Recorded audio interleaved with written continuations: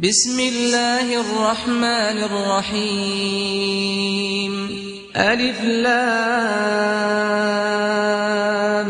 ميم تنزيل الكتاب لا ريب فيه من رب العالمين أم يقولون افتراه بل هو الحق من ربك لتنذر قوما ما أتاهم من نذير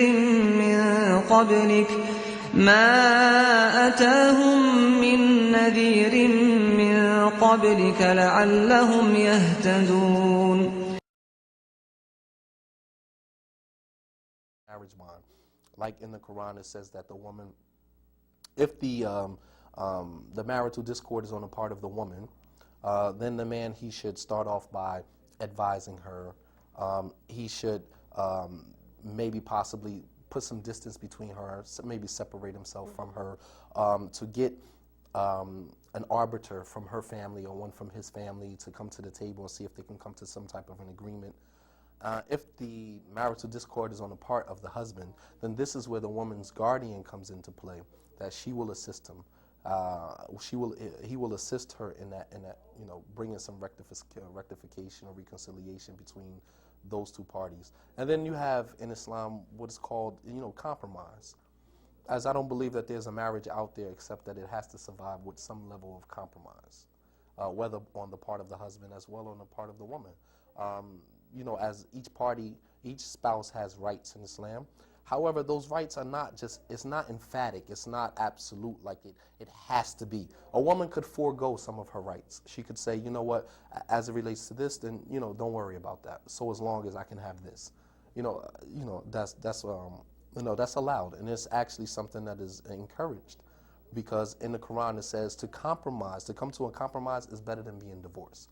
So although divorce is allowed and permissible in Islam, Islam is a realistic religion. I mean, we understand that sometimes things just don't work out. And it would be unrealistic and unpragmatic to think that two people have to stay together even though they may not get along or they may not see eye to eye on a lot of things.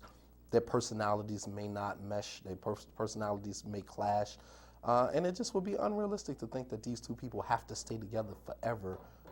As I know, my grandparents, growing up, were Christians, and they didn't get along for years, and they stayed together, but their staying together was just like they were divorced. So I mean, what's the difference between staying together and you can't stand one another, and separating but you mutually work together based upon the fact that y'all have children or for whatever reasons? I mean, I don't see any difference.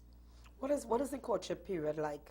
You're talking here about the marriage, and if it is that they cannot get along, but is there a courtship period where they would get to know each other a little bit, or probably decide from then, I think I like this person, I think I can handle, I think I can deal with this?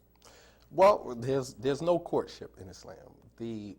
Both parties, we have a process, a premarital process, wherein the potential husband and the wife, they would sit together in the presence of the woman's guardian, or in the home of the woman's guardian. They would never meet together alone. So there's no dating? No dating. Although some cultures do allow it, however, it is not to be associated with the religion. That's cultural practices and traditions, as we mentioned before, and has absolutely nothing to do with the religion. The religion in no way, shape, or form allows any dating or courtship prior to marriage, because it's to preserve the chastity of the woman. Because who's to say that they are courting and they have intimate relations and the woman gets pregnant, and then now she has a child that is illegitimate. And so to preserve both parties, both the man and the woman, the chastity of both of them, Islam strictly prohibits them to meet together alone by themselves. Okay. And I know the youth, they don't actually see the benefit in that, because they're looking with infatuation instead of looking at the bigger picture and to try to preserve their chastity. They're infatuated by one another. The girl, she likes the boy he likes the girl, and one thing leads to another, and then before you know it, you have a woman that's pregnant, and a boy who really realizes that she's pregnant and he really doesn't want anything to do with her. So now you have a bigger problem. So to prevent, as prevention is the best measure, Islam totally prohibits, any courtship or premarital relationships between a man and a woman. Okay. Well, we take a very quick break. When we come back, we're going to talk a little bit more about women and employment and the more assertive Islamic woman just after this break. So stay tuned.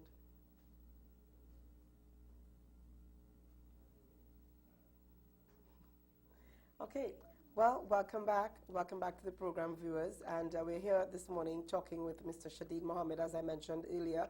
And we're talking about women, Islamic women, and society. Now, Shadid, the Islamic woman who wants to be educated and wants to, I don't want to say here lead, but wants to be a little bit more assertive and not too laid back. How is she viewed? How would she be viewed? Is that okay?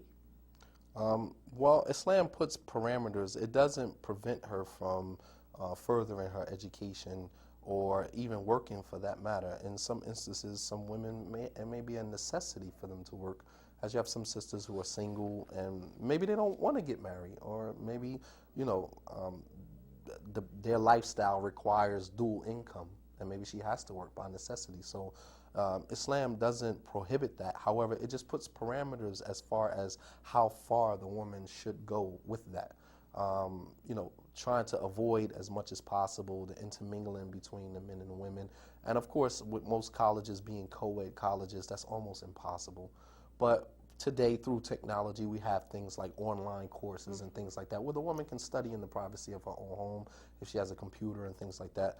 However, Islam is flexible enough to understand that some courses or fields of study require that the woman be hands-on in the classroom, like becoming, OBGYN, a gynecologist, or pediatrics, or child education, things like this. It requires hands-on. So Islam does give the woman that leeway to do that. However, the woman should always be conscious, should always be God conscious, and should always, maintain a level of chastity and modesty in those type of environments. But Islam in no way prohibits the woman. However, some cultures do. Cultures do prohibit the woman from, they would rather see the woman in the home and never leave out, and she can't do this and do that. And although that is associated with the religion of Islam because of that culture, however, it has no attachment to the religion whatsoever. I mean, when you look at Prophet Muhammad, may peace and blessings be upon him, and his daughters and the women that lived during that time, as those are our reference points. So we have to constantly go back to that as a reference. You find that some of them were some of the most educated women in the religion of Islam. Educated, and they had students and they taught, and Islam places high, education is top priority in the religion of Islam. However, it just puts parameters on how far the woman can go, and the woman is encouraged to have a level of independence. As we mentioned, we talked about that before, about the Muslim woman being independent and things like that. Islam encourages that. The mere fact that the woman puts her trust in God, that is a level of independence, that she trusts and depends on her Creator.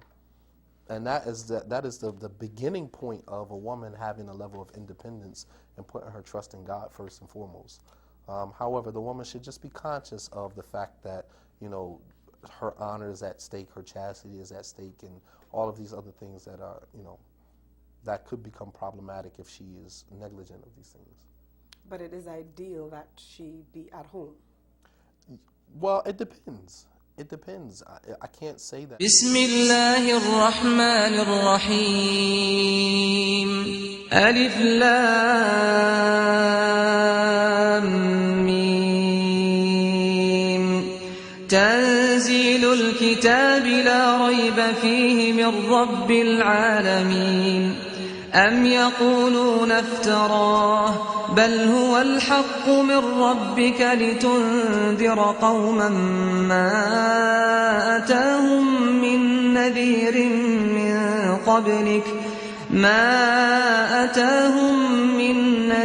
من قبلك لعلهم يهتدون